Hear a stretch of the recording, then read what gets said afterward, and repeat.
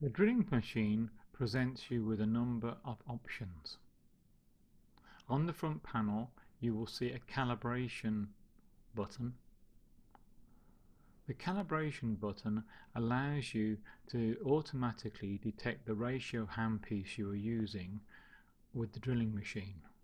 In this case, a 20:1 reduction handpiece is being used, and the unit will automatically detect this and set the RPM value accordingly so that the correct rotational speed is displayed.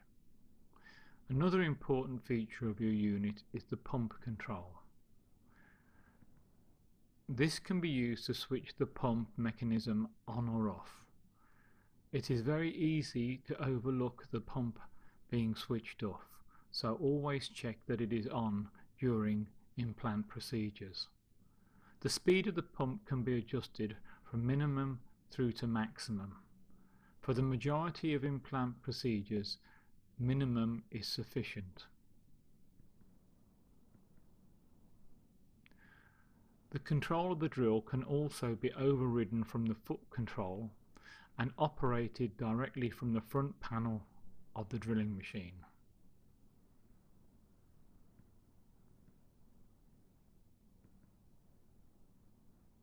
The drilling machine can also be set in reverse for certain implant procedures. In this case, the drill is set in the forward direction. When the drilling machine has been set in the reverse mode, an audible warning signal is given. Torque setting. This is very important, and for the Osteo-Ti system should be set to maximum.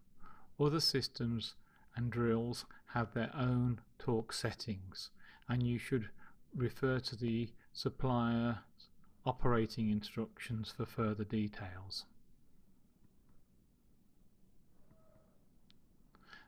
The RPM sets the speed at which the drill will rotate on the handpiece.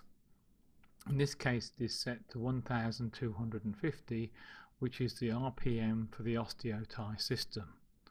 Other systems will require different RPMs depending on the type of irrigation they use and the burr design.